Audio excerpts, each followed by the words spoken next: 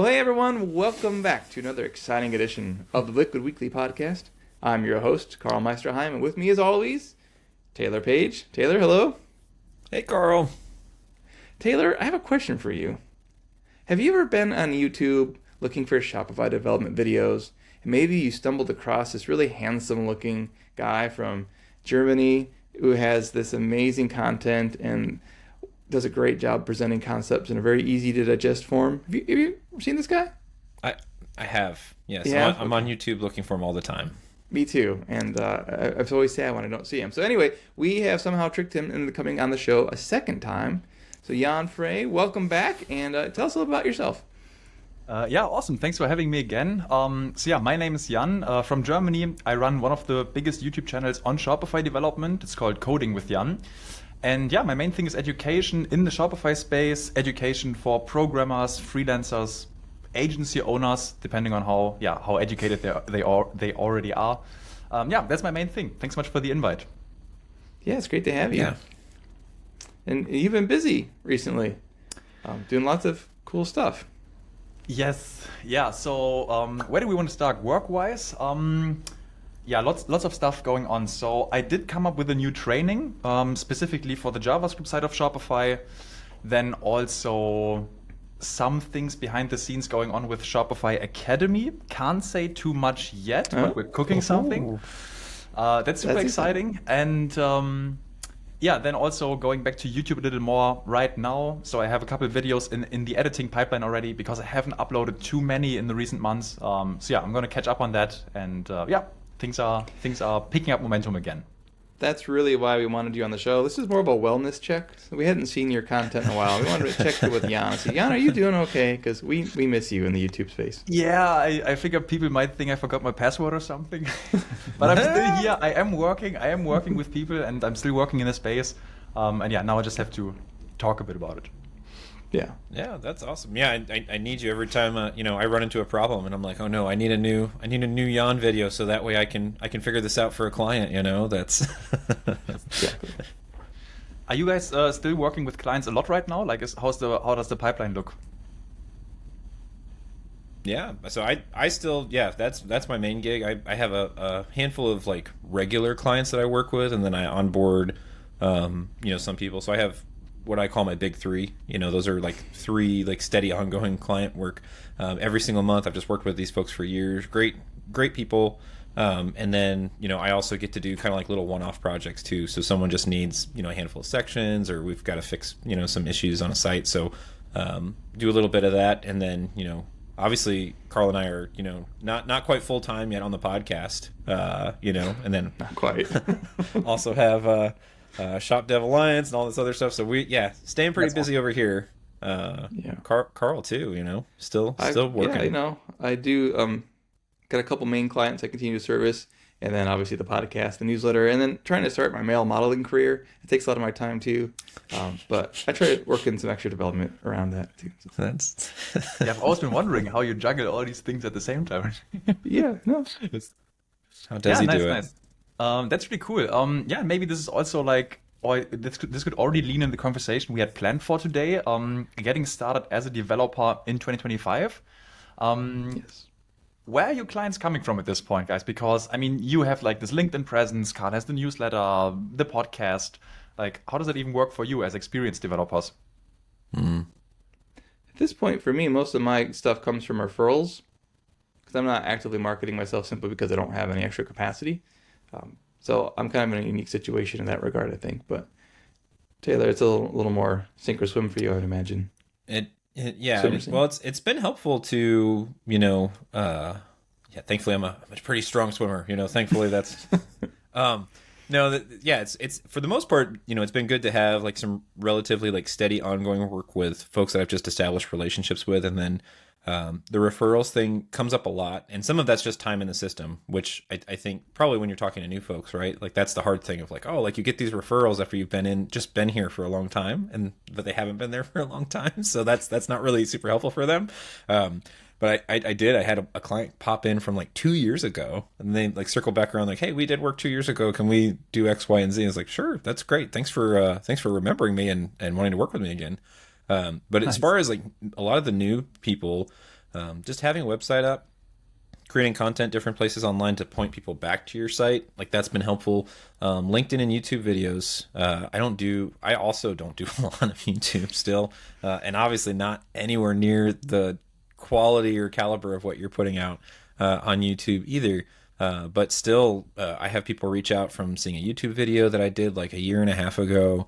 And LinkedIn is probably the channel that I stay pretty active on. If you're looking at social media, that one's been pretty good over the years of just people being able to find me as well. Yeah, I would also say LinkedIn is the place where see you the most. I mean, if we're not chatting like Slack or something, but publicly online, LinkedIn is the platform where I see you most.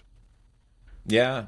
I think that's part of, and I don't know if that's how do you talk to, newer developers, because you have, in addition to like, you're doing this JavaScript course. Hopefully we can get into that too a little bit, but you also have Freemote, which I've been very fortunate for a while to be able to kind of come in there and do Q&A sessions with folks in there too.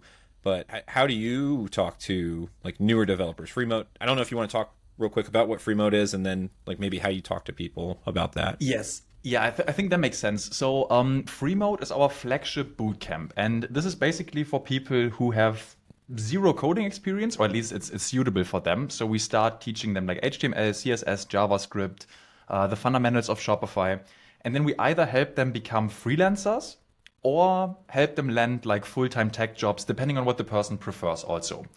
Sure. And yeah, what Tyler was speaking about, like the Q&A calls, for example, that's part of the coaching. So we have multiple weekly live calls where people can come in and ask questions.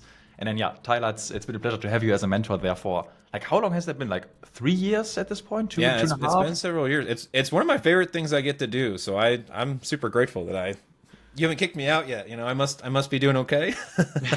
Yes. Yeah, no, Nobody's complained enough. yeah, I mean, this is honestly perfect to have you there because you're still like actively freelancing. You're still like in the fields, talking to clients every day.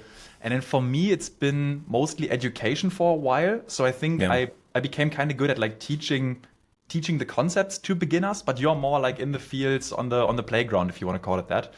So I think that's super helpful to have you. And yeah, we were leading up to this because, yeah, how do I speak to beginners, or what's the main channel?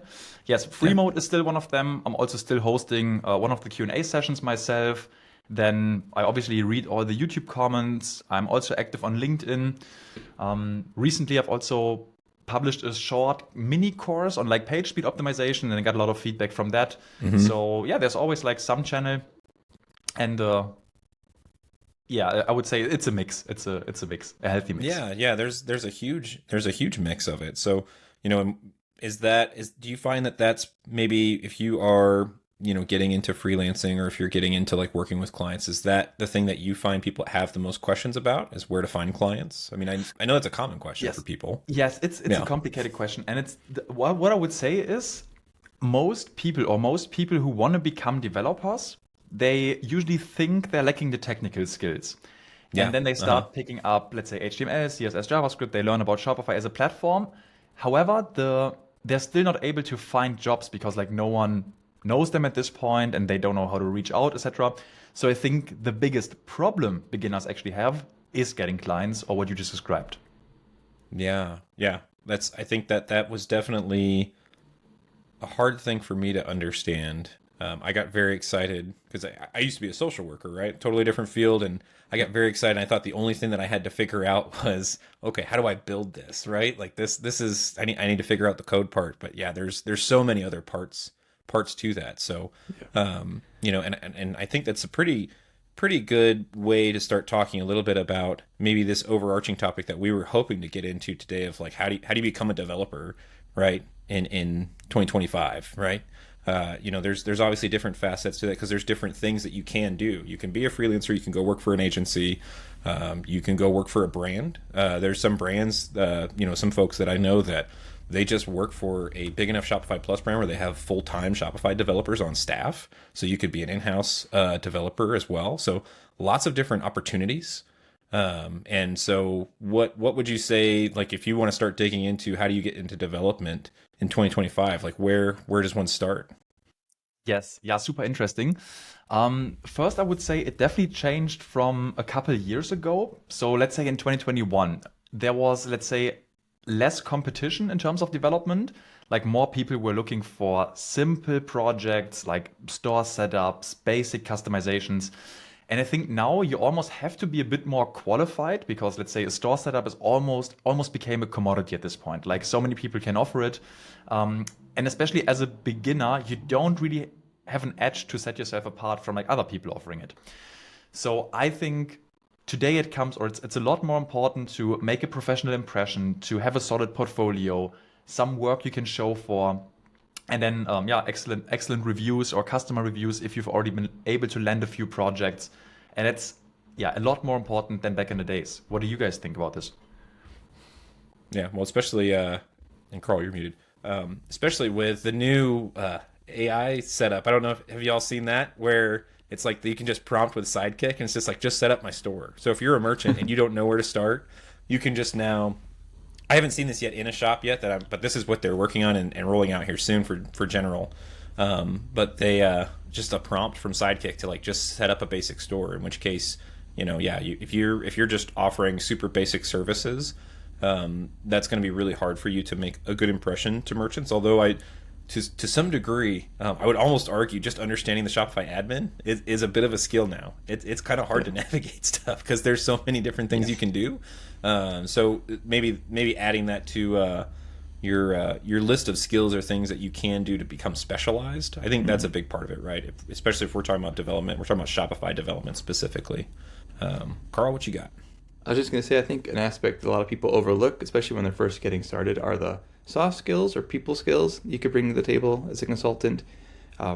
It's great to have technical ability, and obviously you'll need that, but showing up on time, being communicative, treating the client well, partnering with them, and just really walking with them through the experience, I think really will differentiate you from most of the other folks out there, because not everyone has those abilities. So when you're first starting, I think it's really hard to get a positive feedback loop because you lack the confidence, because we all have that, imposter syndrome. Like, oh, no one's going to hire me, right? And until you start getting those first clients and validating that, oh, people actually will pay money for this, it's really hard not to wallow in self-doubt. So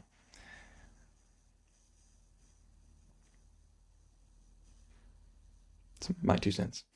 I will say this, and I don't say this to shame someone, but I had this really obnoxious experience this week. What are you going to say about me? Oh no. Yeah, Taylor, no, I'm working away in something, and all of a sudden I get this Slack Hangout request. I'm like, I don't know who this person is, and I'm focused. I don't want this. Yeah, I just dismiss it. Okay, it's not me. As soon as I dismiss it, I get another one. I'm like, are you serious? This is coming from the Slack partner channel.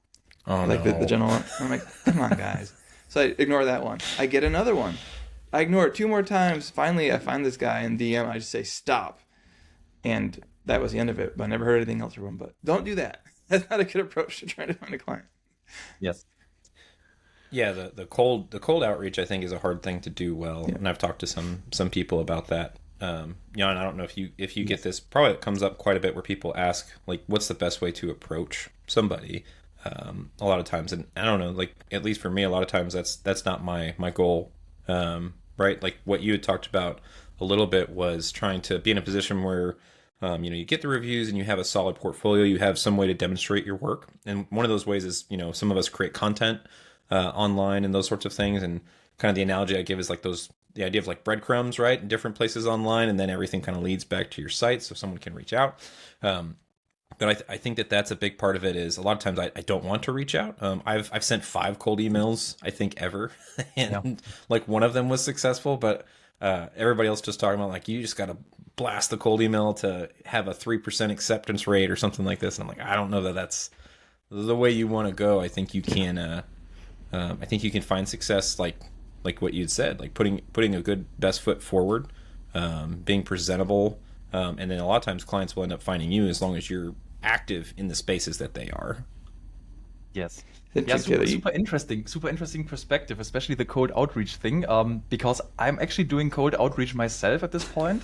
I think last month or something, I've sent 150 Loom videos, and they are working. Wow, that's awesome. Yes. So that's actually well, and that's different though, because a lot of times when you just get those, you're taking the time to do like a Loom video, right? Like, so you're creating some content, you know, in order to make that like more accessible, right? So it's definitely a lot more personable.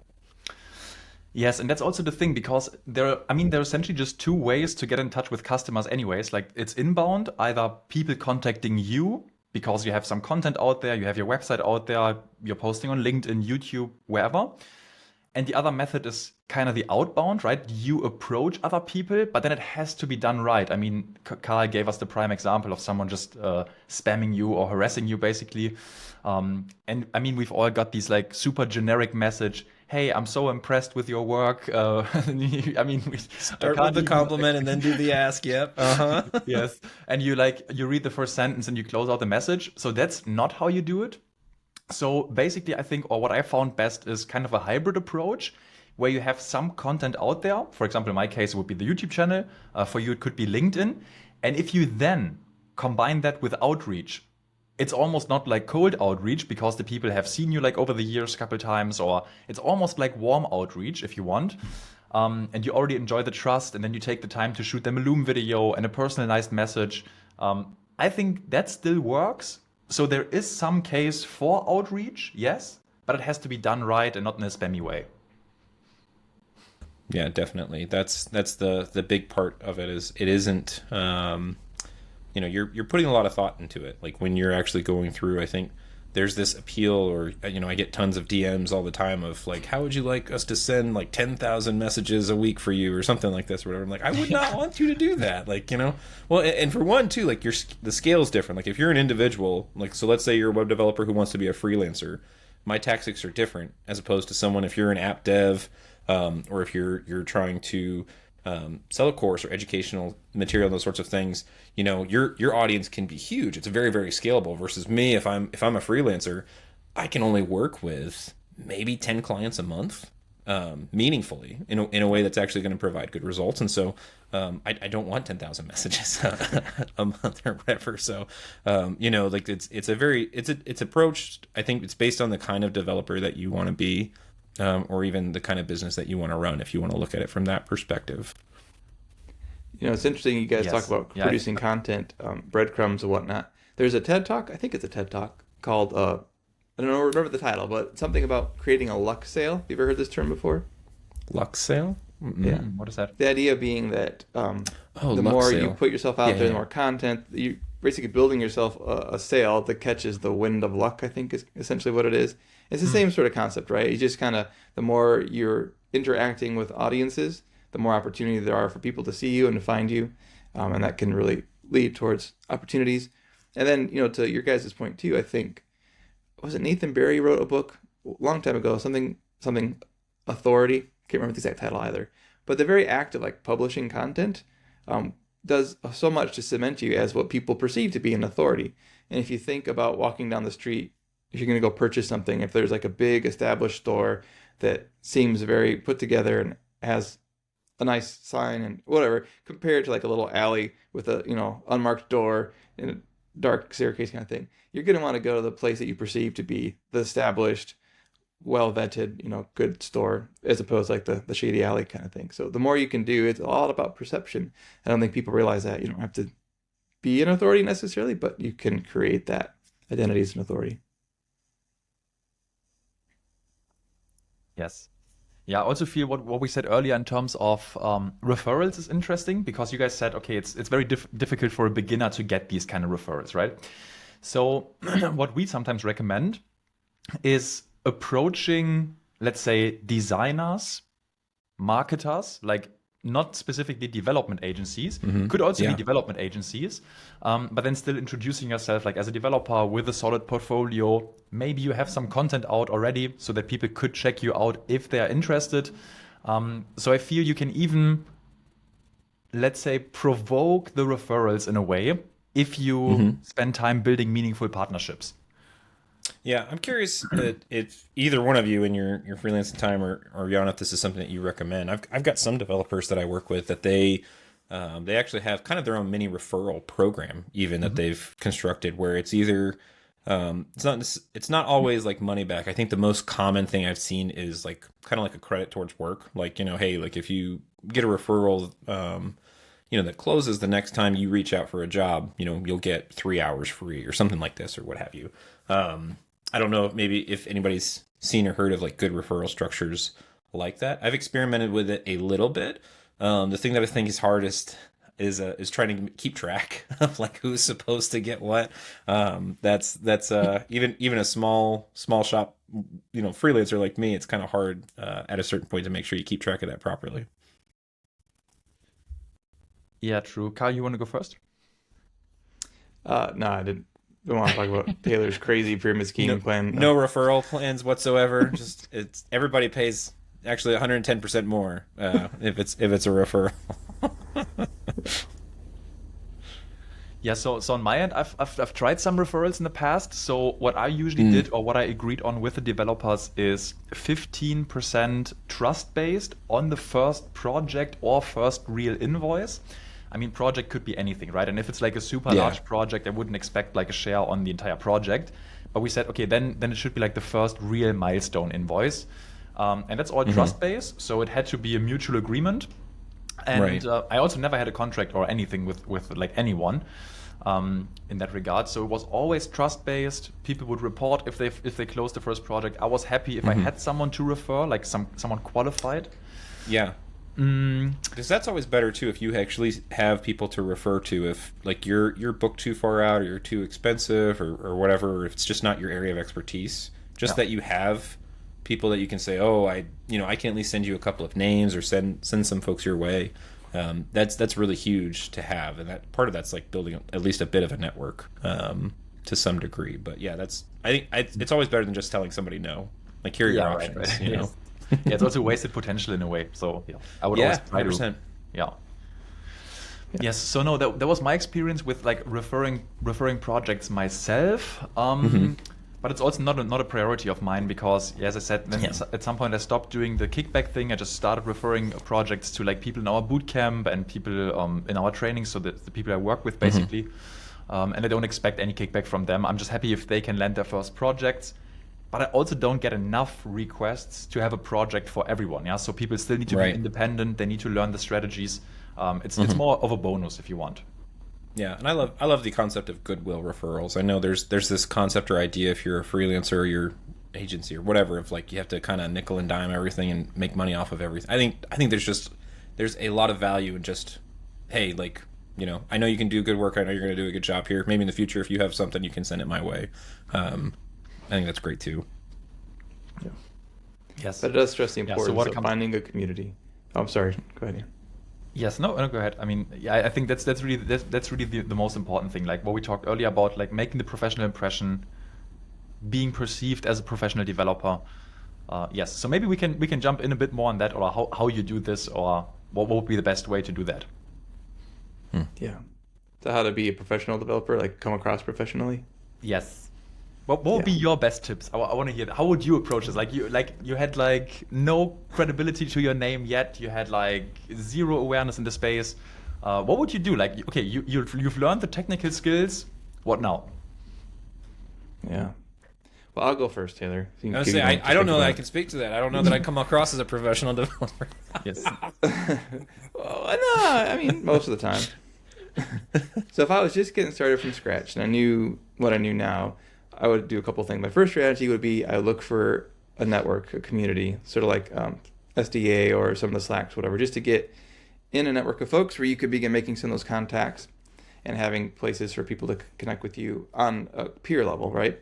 And then I would identify like what platform do I think I'd be most effective at in terms of content. Like if you love making videos, go the YouTube route. If you're more of a writer, LinkedIn or Twitter or something, and then have a little strategy for producing content over the near term. And any other thing you can do to establish yourself as an authority in that space, like I already mentioned, I think would be key. That's how I probably first get started. Yes. Okay. So community first, networking, and then mix it with content. Yeah. Yeah. I don't think that's a bad deal. I mean, it's so interesting a lot of times too, and I don't know if this is just because I worked in a completely separate field before I became a freelancer, but something that seems very novel to a lot of people that are new to the industry just in general is how much they feel like they don't have to try to present themselves professionally or something like this. And so, a great example of that is, if we're going to talk about like LinkedIn, like just creating a LinkedIn profile. The whole purpose of LinkedIn, right? It's more of a business centric social media platform that's really designed for professionals. So the idea is like networking and literally just linking, right? Like, or what have you. And so, you get people who on their profile or whatever, they just have some like really, really bad photo, or like they're at the beach or something, or whatever. It's just like, no, just try to come across as a professional to some degree. I'm not saying like you need to put on a suit and tie or anything like this or whatever. Like, you don't need a professional, photo. Like, just look like you're not in your pajamas, sitting in your bed, taking a selfie, just look halfway decent, have a background that's not super noisy behind you. So it looks like semi-professional, shot or what have you. And then, the other thing that I see is people that just, being a professional also to some degree, or coming across professionally, is not picking every single thing, like stuffing everything into your like LinkedIn title and header and what you want to do and those sorts of things. Like, just pick a lane. Like, even if you want to be super broad of web development, don't put like, every single framework that you can think of in there. Like, and just hope that somebody's going to find that keyword. Like, you're going to be much more successful presenting yourself professionally if you pick a lane and stick with it. So in this instance, if we're talking about Shopify app development, theme development, Shopify web development, what have you, just put that. And then if you're creating content, you're interacting with posts, find people that are in that network, in that community, interact with those people, commenting, reposting, whatever, and those sorts of things, because people will go back and read comments as well. Like, that's something that's very easy to do. If you're in something like LinkedIn, you can go back and look at replies to posts. And I do this when I'm vetting people for SDA. Like, if I want to see someone's like professional, right? If they've thrown their LinkedIn profile up there, I'll go back and I'll read through comments. And if the person's just antagonistic or trolling the whole time, or they're not serious or what have you, or it's very apparent that they're just using word salad, so they're just throwing out random technical terms hoping that something sticks, that's a clear call out that you don't know what you're talking about, and you don't present professionally at all. So just doing that, I think it's interesting too, very bare minimum, just have a website. Like, if you're a developer, and I'm not talking, it doesn't have to be anything fancy. Like, some of the smartest devs I know have like a single page, like monotype font website that's just like, here's my stuff. Like, here's LinkedIn, my GitHub, here's, like whatever. And that's it, and so it doesn't have to be anything fancy. You'll pay $10, $12 a year for a domain, right? And then you can host it for free on something like Netlify, Vercel, Cloudflare. You can do like static hosting now and stuff like this too, I think. GitHub pages, there's all sorts of options. So you don't have to pay for anything. Just have the website. I've tried to hire people before for help on big projects, and I don't know. People have just sent me like a Excel spreadsheet with a list of links, and they're like, this is my portfolio. I'm like, no, like, you're a web developer. Where's your website, man? Like, what are you talking about? So, just those two things, right? Like, if you're going to be somewhere online, make it look like you're trying, make it look like you've picked a lane and you're sticking with it. That helps define some form of authority. And then just super baseline, just have a website. It does not need to look amazing. Just have a website. You're already ahead of everybody if you do that. What about you, Jan? What are you telling people? How do you come across professionally? Yes, I think everything you said makes perfect sense, especially like the LinkedIn profile, having a well-lighted image. It doesn't have to be from a photo shoot or something. You can also use AI these days to upload like 30 selfies of yourself and then generate like some decent avatars. Then in conjunction what you said with the portfolio website, I would definitely recommend having at least a cover letter video, like some video introducing yourself. I know this is hard to do for people, but I really think that's what it takes to set yourself apart as a beginner, because it's like if we're talking trust building, like having a video of yourself makes it so much easier for people to assess your personality and get a feeling for who you are and even what kind of values you believe into some capacity. Yeah. Like, if you watch a video of someone talking for a minute, you kind of get an impression of their personality. So I would definitely use that to an advantage. Even if you're introvert, doesn't matter. People just want to know, like, who am I working with, right? You don't have to be the fanciest showman. I would definitely add that. And You mentioned commenting. I would also try to proactively send out connection requests, because then you also get like more posts in the feed, etc. You could even reach out to people, but then we are like in this gray zone again. Okay, this is going to be outreach, so be careful with that. Don't be spammy, etc. Yes, but I think that's really what it takes. Like learning the technical skills, engaging in communities, making a professional impression, but also not exclusively being at the mercy of algorithms and creating content, etc. Because realistically, you're not going to be good at it in the beginning as well, and therefore you want to combine this with outreach, where you have it in your own hands, so to speak. Does that make sense? Yeah, that definitely makes sense. I think that's a really good point. When you're interacting in those spaces too, having the mindset of like, I'm here to bring value. I'm not here to necessarily make people want to hire me. Obviously, that's part of it, right? But if you can let go of that and just be there to share good things, I think that helps a long way too. Yeah, the educational component, or just providing value. I think that's been the most helpful for me, for sure. Like my idea is like if I'm in a space, like I want to provide value. Jobs will come, but like you can see that with people, right? Who that's the only thing that they're ever posting. Like all of their posts are only like if they see someone says they need help on something, they're like, oh, like I want to do your job, or whatever kind of type thing. Those are the only posts that you're making. That's also a clear call out that you're just really, really hungry for work, and not getting work is really the signal that it's sending out. Yeah, right. Yeah, you don't want to come off as needy in that sense. Mm-hmm. Yes. Yep. Yeah, I think that's a common theme throughout life. Helps in many. Right. Can't want it too bad. Yes. Now, I don't know if you guys want to continue to take the conversation in this direction, but one aspect I was thinking about when we discussed this topic, Jan, is obviously there's the how do you get started from getting work. Yeah. But the other piece of it is how do you get the technical knowledge that you need, because the Shopify ecosystem today is way more complex than it was 5 years ago. Do you have any tips or pointers on how to approach that for folks? Yes, 100%. So, let's suppose you're starting from absolute scratch and you don't even know like any programming at all.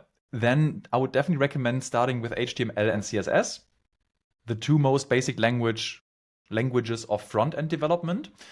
Because even with HTML and CSS alone, you might be able to make some tweaks on the website. Then, as a next step, you want to include JavaScript as a language. And this is like, mind you, this is not Shopify specific yet. This is just general web development. So you could technically learn it anywhere, but it does make sense to learn it in context of Shopify if you want to be a Shopify developer, obviously. With JavaScript, though, it's like, this is like the part where programming becomes a little more complex and a little more difficult. So that's where we see a lot of beginners struggle with. Also part of the reason why I created this new training, solely focused on JavaScript development in the context of Shopify development. And once you master that, you're pretty much good enough for theme development, all sorts of things. And then if you want to take it even one step beyond that in your career, you can also add backend development. There would be app development, custom integrations, checkout extensions. And then you also need to learn about like hosting a little bit backend programming, which you could also do with JavaScript, which is awesome. So you don't have to learn a new language. But there's still going to be differences. And then, maybe databases. If I'm going too fast here, stop me. But maybe we can jump into any of these. Karl was just trying to down JavaScript for the back end. But and we can't ignore this, Jan, because this is the Liquid Weekly podcast. Where does Liquid fit in? Yep. HTML, CSS. I would almost argue like Liquid before JavaScript. I think. And this, I don't know, like, it depends on, like, how new we were talking about, like, right, to programming. I think you need to understand the basics of JavaScript. Like, what is JavaScript for? What does it do? How does it interact with the site? As far as what you can do on Shopify, like, if you are going in on Shopify, like, understanding Liquid, like, I mean, you can get some superpowers very, very quickly. Yes, that is true. I mean, Liquid is super helpful for building templates. Although I also feel it's something you can almost learn simultaneously to working on projects and working in the Shopify space. Because if you're like super good with HTML and CSS, for example, and then jump into the Shopify space, you see, okay, hey, this title is not hard-coded into my HTML now. It's a placeholder variable, right? Product.title or something like that. And then you kind of already get it, right? Because it's okay, there's like placeholders in Liquid, and then there might be like some logic if something happens, then render this output, or otherwise render this other output here. So I feel Liquid is like, it goes in the direction of an object-oriented programming language, yes. So it's one level beyond HTML and CSS, if you will, but it's still not as complex as, let's say JavaScript would be, where you have like all the freedom in the world.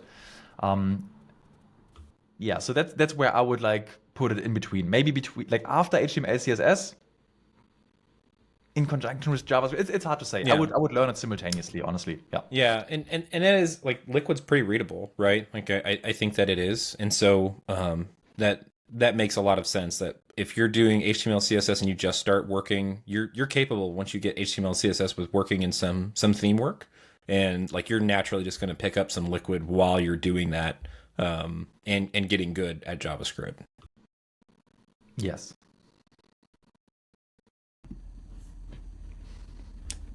Would you say then too, if that's kind of your starter, would you recommend people starting off in themes? Because as soon as we start, that was kind of at least what I heard when you were talking about kind of progressing, like starting off in themes, because you can get a lot done with just HTML, CSS, JavaScript, and then some Liquid sprinkled in there, before you start moving into, because once we start getting into things like within apps, I mean, gosh, even now we're talking about like checkout and customer accounts. Like, we're talking about apps now, because it's now moved into this extensibility model.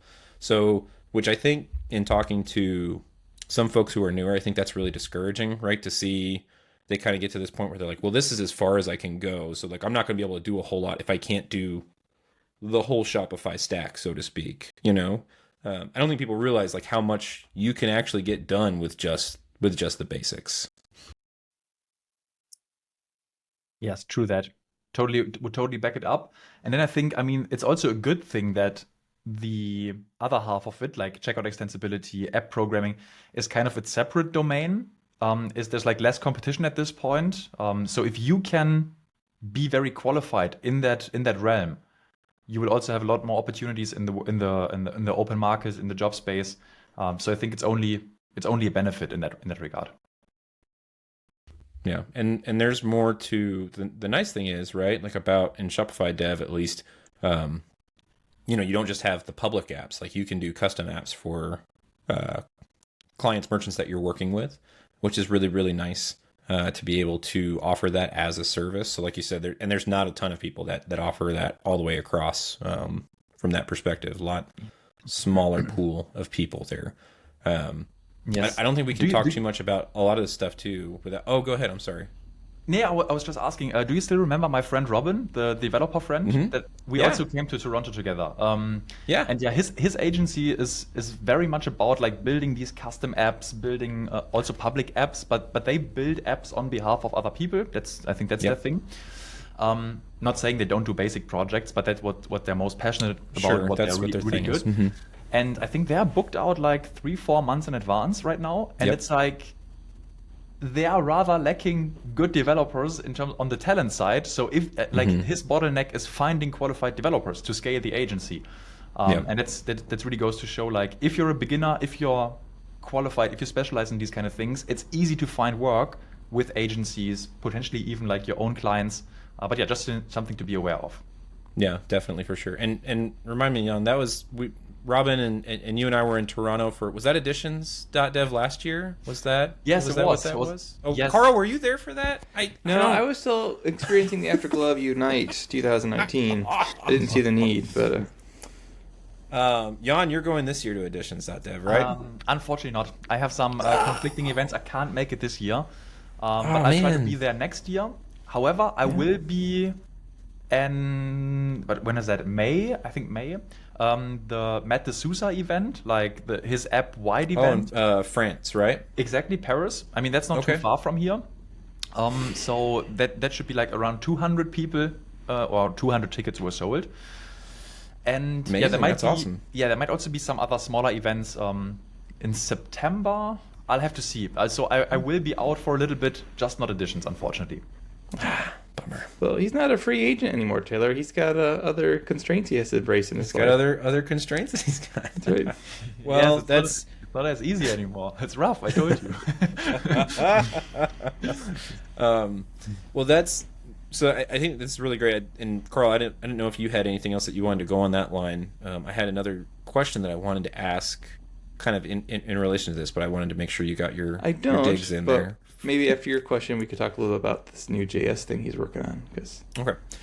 Well, the thing that I wanted to ask, especially when we're talking about trying to find qualified developers, we're trying to talk about theme and app dev, all this across the stack. I think people obviously ask a lot about AI, like what's going on with AI. We kind of alluded to this earlier, right? Like now, like you can prompt Sidekick and it's going to spin up a basic store for you, kind of type thing. And so, a lot of people, especially early on devs, are worried that what's the point, right? Like even because like these jobs aren't even going to be there, kind of type thing. So, how do you talk to people about AI when they're asking about this, or they have these questions about what's AI going to do to web development? Yes. Yeah, fantastic question. I don't think no one really knows what's going to happen in the next 5 years. However, at this point, we definitely teach all the required or all the state-of-the-art AI tools, such as Cursor or Tab9, like how to integrate AI into your workflows. Because right now, I mean, we're at this point where AI makes developers more productive, also learning more efficient, because you can ask questions, you can it can help you debug code or get to the root of certain problems if you ask the right questions. However, it's not at a point where it can replace the human yet. For one, because clients tend to have a hard time expressing precisely what they need. And then, the other half of it is sometimes it has like these hallucinations. It lacks file context. So it's not I don't think it lives up to the expectations it's hyped up to, but it's still, I mean, it's crazy how good AI is at this point already, and we can definitely use it. And we have to use it. It's definitely exploded. I would agree. Like, I feel like you have to. I feel like you're at a disadvantage if you don't use it to some degree at this point, because that's a lot of experienced developers are using it, and they use it in a way that just makes them that much more effective. And so, if the more effective and experienced developers are using it, and it's making them even more efficient, you can't avoid using it, at least to some degree. I think that there's obviously you can use it too much. And like you said, I think that's the tough part, is that sometimes it just straight up lies to you. There's AI doesn't feel anything. It doesn't say, hey, like, I'm not totally sure about this, but I'm pretty sure this is the answer. You should like couch everything it's doing in that. Like, it's not totally sure because it doesn't have that ability to know. It's like, this is just what I think is the answer. And so, there are times where I feel like I'm fighting it more than it's actually helping me. You kind of get to that point, and I think just using it more, you kind of realize that as it happens. But that's good to hear. It's a tool to be used, but it's not a replacement for sure. As a beginner, I think one of the best uses of AI is probably having it explain code to you. If you don't know how things are supposed to work in a rough sense, which you typically wouldn't as an experienced developer, it's hard to know when it's hallucinating and is taking you down a completely wrong track, because it will make up things and it will purport to use APIs that don't actually exist, that kind of stuff. But if you don't have that background knowledge, it's really helpful to even just take a chunk of code that either you've written or you've seen somewhere else and just have it walk you through the concepts. It's a great way to accelerate learning and help you get there quicker. Yes, that's awesome. The thing that makes me the most mad is when it renames variables. I'll have a piece of code that's working, and I'll ask for it to fix one thing, or ask why this isn't working, and then it'll be like, here's the fix, and then I'm like, well, now nothing's working. What the heck? And it just renamed, because apparently I'm not very good at naming variables, and it likes its own naming convention better. But I've had that happen multiple times. Yeah. It's a subtle way to tell you your variable names are not as good. Yeah, it's like, you're bad at naming things, Taylor. That's right. So this is better. The code is perfect. My only suggestion is rename everything. That's fine. The code will run better now. Yeah, I hate when it makes up, especially with GraphQL, when it makes up like API routes that don't exist, and it's like, where does it come from even? And then you call it out, and oh, sorry, this actually doesn't exist. Let me rewrite this. Right? Like, okay, what? Yeah. Yeah. Yep. I had it do this the other day, where it kept trying to inject stuff into a for loop. And it was like a style tag or something like this. And so I was like, hey, stop putting this in the for loop, because it will iterate it multiple times over across each and every single one of these products. And I don't want it to do that, obviously. And so I was like, okay, great. And then it did it again. And I had to tell it 3 times, stop doing that. And it finally listened on the 3rd time. But it's really funny I don't feel like in the past I feel like actually it was pretty good about like if you told it something one time it would not do it again. But like this, I don't know if it's just this newest model of Claude that I'm using that it's a little bit more persistent of like no, like this is the way. I'm not really sure, but so all that is to say, AI is fantastic and great. Not a replacement for devs. It's not taking our jobs or anything like that. People have said the same thing. I've seen other developers talk about, like, they said the same thing when Google search first rolled out. Like, oh, well, if you have access to all the information, like, we don't need these people anymore because you can literally find every single answer. And the problem with that is there are just as many bad answers, if not more bad answers out there than there are good. So, you have to know what you're doing to some degree to be able to sift through all of that. So, so we talked a little bit about technical, soft skills, when it comes to a business, and we definitely want to make sure we have time as well for the JavaScript aspect of things. Is there any other part of that? If you're becoming a freelance developer, if you're just becoming a web developer, Shopify web developer, what have you, in 2025, is there anything else that you think that you really need outside of those technical and soft skills? No, I don't think so. I would say, as we said, like, it's a little more complicated or a little more difficult than it was in 2021. So I would say people should put even more emphasis on the acquisition side of things, the sales and marketing side of things, of being a developer, positioning yourself professionally, marketing yourself professionally, because projects are not lying around left and right anymore. And you kind of have to work to get your fair share. Yep, that makes a lot of sense. So you heard him, Taylor. Start working. I'm trying. About time. I'm trying. I'm just trying to play catch up with all of y'all. So and I would say this is a great segue as far as, so like we've got the soft skills, we've got the technical skills. One of the things that's constantly evolving, and every single time I learn something with it, I feel like a better developer. JavaScript, and it's not something that's really easy and simple. That's right, Karl. You feel better? Well, I do. I feel like, when I figure out how to do something in JavaScript, I'm like, oh man, like, whew, I feel good, man. Like, I'm like, this is amazing. This is practically magic here.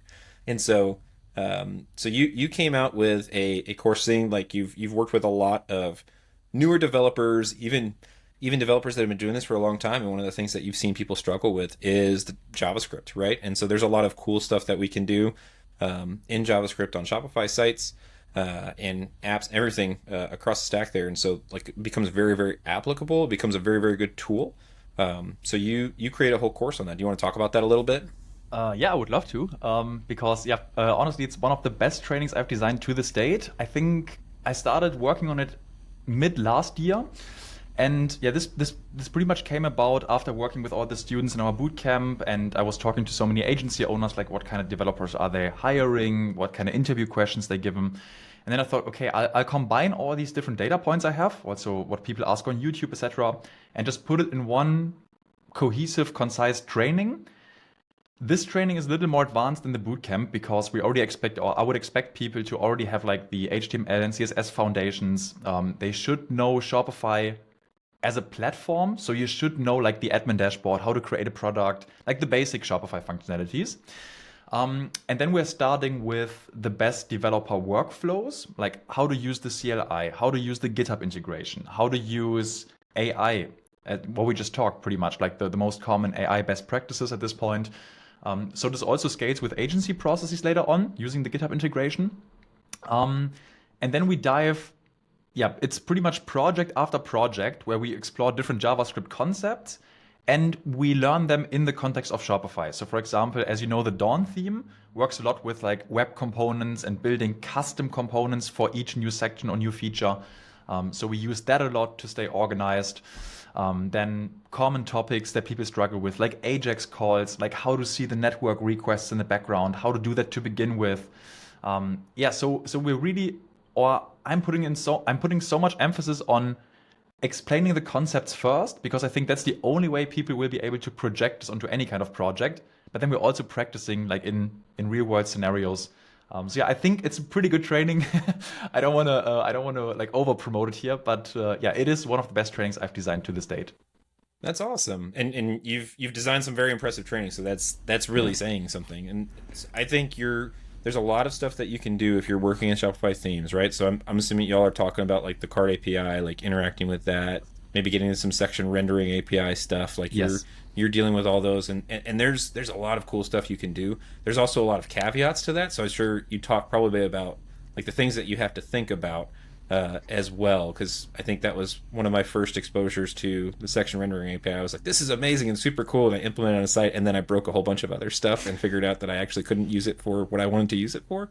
So I'm sure the training covers about how to properly use it there, so that way you can avoid biffing on somebody's website. Yes, yeah. I'm also so glad you brought it up, because the section rendering API, I believe, is becoming a lot more important now, because I don't know if you've seen this. You know how the variant mechanism works on most themes, right? Like where you have like a hidden script tag on the page with all the product data, then you select a new option and it searches the matching variant in that hidden data pretty much, right? And that worked well because historically Shopify had a variant limit of, let's say, 100 variants per product. I mean, you guys know this, but now it's expanding to 2,000 products. So it's not the most performant way anymore to have like all this data on the page, right? And this is already implemented in Dawn version 15, where it like re-renders the whole product section basically, or certain elements with the section rendering API to make that like updating and fetching more efficient. And yeah, that's for example something we've been covering like months in advance in the JavaScript training. I'm working on a YouTube video for that now, but then everyone in the training has a competitive advantage, which is also another benefit. And yeah, also a cool way for me to explore these new concepts. So yeah, I am hyped up if I talk about this training. Yeah, you should. Yeah. That's awesome. I don't even like JavaScript, and I want to take the training, so it sounds fascinating. I see what I can do. I have a special Karl discount. Double price, probably. Exactly. Because of how much you bash on JavaScript. Well, and part of it's the language, and I'm trying to be fair. I use it a lot. But the other part is, from my personal experience in web development, like how JavaScript interacts with the browser and the DOM and all the things, it's just a completely new mental model, right? And so unless you have someone like Jan, who not only talks to you about the syntax, but also how it actually functions in practice in the browser environment, it could be a little baffling sometimes. Yes. Karl, after this training, you would love it, honestly. I'm sold, Jan. I'm sold. Sign me up. That could be your biggest testimonial right there. Karl finally likes JavaScript. I'll tell you the biggest testimonial is Maestro. One of the guys bought the training for the junior developers to check out, and I thought, okay, Maestro is like one of the. I mean, they have the #1 selling theme on the official theme store. I thought, okay, them checking out the training is like a huge honor. I mean, I haven't received much feedback yet because they're still walking through it, but giving it a chance, that was like already enough for me. Yeah, awesome. That's amazing. That's huge. Well, Taylor, should we transition to your favorite part of your week? The changelog? My favorite part of my week? That's yeah, we can talk about the changelog real quick as long as we covered everything that we wanted to. That's definitely something great. So we talked a little bit about AI and those sorts of things. Did y'all see that Shopify dropped .dev assistant VS Code extension? So that is now also in the changelog, but very helpful little addition to the Shopify dev docs themselves. Is the little .dev assistant that they have to help you write GraphQL queries. Nice. Even if sometimes things do make up APIs that don't exist, it at least will hopefully get you part of the way there and better than maybe some of the other AI models that are available. They did release this VS Code extension. I tested it in Cursor. I can't get it to work in Cursor quite yet, so I'm hoping that something rolls out with that. Cursor's become my main driver, so I'm kind of hoping that they roll that out here soon. Another big one, so action required, really important one. Check out APIs being shut down April 1st. Everyone should be getting all sorts of messaging about this at this point. You've got all sorts of warnings in your admin. So thank you and order status pages are migrating, officially, and they're killing off, the script editor app, back up in August 2025 this year. And so, however, there are some checkout APIs that are being deprecated and shut off April 1st. And so I don't know. I'm working with a handful of folks that are migrating off just because we're kind of being forced to move in that way. So if you get a bunch of errors or notifications about that, be sure to check that out as well. Another action required. I don't deal with this all this much, so but I thought it was important. It's like action required, so like probably should say something about it. So the digital wallet enum type will now include Amazon Pay, and so in digital wallets, if you're utilizing that in Storefront, GraphQL admin APIs, there is now a value that indicates Amazon Pay wallet is active on the merchant storefront. So I'm sure that's pretty helpful if you need to fold that into existing functionality that you have. And then we've also got another one that's action required, the metafield description input field removal. The description field on a metafield is being removed from the metafield input on the GraphQL input object. So just so y'all know, that seems like that could potentially be a big deal. Metafield description input field is gone here coming up. So just a heads up there. And it looks like that's for the July 2025 API version. So, and I know I've already done a bunch because they were really important, but I thought it was just a real quick call out. New customer address capabilities in the admin API. You can now create, update, and delete customer addresses with some fancy new mutations. So that's really fun if you're doing anything specific with interacting with customer data. And that's it. That's the changelog. There was more, but I was trying to whittle it down to just the important stuff. So Appreciate that, Taylor. both your exhaustiveness and your brevity. Very good. Yeah, I'm still fighting with the switch over from the REST API to GraphQL deadline. That's like, I think it's April 1st technically, but the way I read it, it made it sound like if you don't get it done, it'll still work, but you just can't do anything new with it. I don't know. We'll see. So I get that. I was gonna ask. I had somebody reach out and ask about that if it was an official like nothing's working, kind of type thing. So we'll see. I'll have to ask someone about Fingers that for crossed. sure. All right. Well, gentlemen, time for our pick of the week. I'll go first since I'm the host and I can decide I'm going first. My pick of the week is this article I found. We'll put a link, but the title of the article, this is from web.dev, is Ruby on Rails on WebAssembly, the full stack in-browser journey. So they finally done it. You can let all those other tools go. We can do everything we need to do using just Ruby on Rails in the browser. So goodbye JavaScript, goodbye everything, just Ruby. Just kidding. Anyway, I thought it was really cool how they went about it, and if there's something you're interested in, definitely check it out, and that's an interesting read. Nice. Yeah. Jan, if you got a pick, although I don't know, I almost feel like I have to go in front of you because if you're gonna pick what I think you're gonna pick, you go first. But it's I'm gonna be upstage, so I need to go first. So, y'all don't judge me, but like I'm gonna pick this. I got this weighted vest. So, Karl tried to send me this actually affordable one on Amazon, and I was like, no, it's got to be a Shopify site. Karl, I'm a Shopify developer. I'm advocating and promoting for these DTC brands that are on Shopify, and I gotta use Shop Pay, and so I spent way too much money. But it is a very high quality vest. So the idea of it is just you can walk around with extra weight. I usually take like a lunch walk, like in the neighborhood. High quality vest. You just add plates to it and stuff like this. Gives you a little bit more of a workout. You can do some workouts with it. Again, high quality, which is great because I sweat a lot and I'm going to bang it around a lot and it needs to stand up to the test. So it's a GoRuck brand, GoRuck. It is quite a heavy chunk of change. So I'm sorry that I'm picking a very expensive pick, but it's pretty nice. I'm pretty happy with it so far.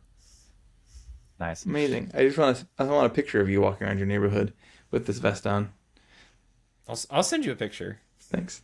It's better than I told my wife. I don't like the one that she had. She got one that like similar to what she sent, and then we're gonna get to Jan here.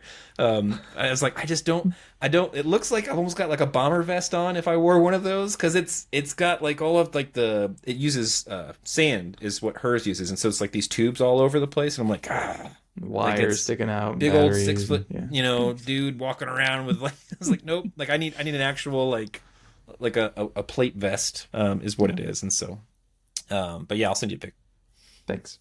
All right, Jan, say the best for last. Yes. Wow. Does it have to be a product or something, or can it also be like a personal highlight or anything? Anything nice. Yeah. So then compliment. I would definitely pick the work with Shopify Academy at this point, because for years I've been doing like videos alone in my room here, and now there's a team full of smart people. They challenge everything I do here. There's like this senior video production. I forgot the exact title. I'm super sorry, but they're like, okay, upgrade your video setup. You have to record in 4K now, and there's like some echo. So I got these like acoustic foam panels now. So they're really pushing me to higher video quality, which is amazing. And That's awesome. yes, that's my personal highlight, working with these guys. It's really cool because that's wild to me too. Because like your video setup is already like super nice, so then being like you need to upgrade even more. I'm like, what does that even look like? You know? Yeah, I mean they didn't necessarily push it, but they pointed out some improvement, right? And I thought it was valid criticism or all good feedback. So yes, that pushed me then internally. Well, that is great, man. I'm really glad that Shopify is recognizing the hard work and the great work that you've done, like just creating like amazing content and videos and just throwing them up on YouTube just because. So like really glad that Shopify has recognized that. So really, nice. Thank you so much, man. Really proud for you. Like that, you deserve that. That's awesome. Very cool. Appreciate you. Yes, we can say we knew him, and he's world famous. I know. Yeah, where can we see some of the fruit of this? You guys had an interview with Toby Lütke already, right? I mean, Tyler has. Didn't he DM you? Like, I didn't get that we yet. got nowhere to go but down now, so that's the problem. Exactly. We're at the top. All right. Well, let's pack up We shop. peaked early. Yes. Still working on it. So, but seriously, like, when and how could we see some of the fruit of this relationship, or is that still undisclosed? I don't know what I can say or what I'm allowed to say, to be honest. Let's say maybe 2 months from here. I don't think I'm saying like too much if I say that. Yeah, but don't quote me on it. Awesome. And yeah. We'll check with our contacts, see if we can't sneak in some more info. I mean, text Toby real quick. Toby's like, who is this? Totally just stop calling me. Sorry. Anyway. Anyway. Are you the guy that keeps trying to start the Slack? That's what you're talking about. Yes. Oh, yes. man. Awesome. Well, you've done it again. You've wasted another perfectly good hour listening to the Liquid Weekly podcast. Jan, thanks so much for being here with us. Taylor, Yes, thank you. Thanks for filling your contractual obligation, being my co-host. I'll do what I can, buddy. I'm here for guys, you. thanks so much for the invite. Always a pleasure to be with you. Joke around a bit. Was a fun hour. Yeah. I'm always like, wow, that was quick. I don't know if other people feel the same way, but I'm like, oh, wow. Just Karl's telling me to shut up and move on, so. It's what I look forward to most. Well, all right, everyone. We'll see you on the next one. Bye.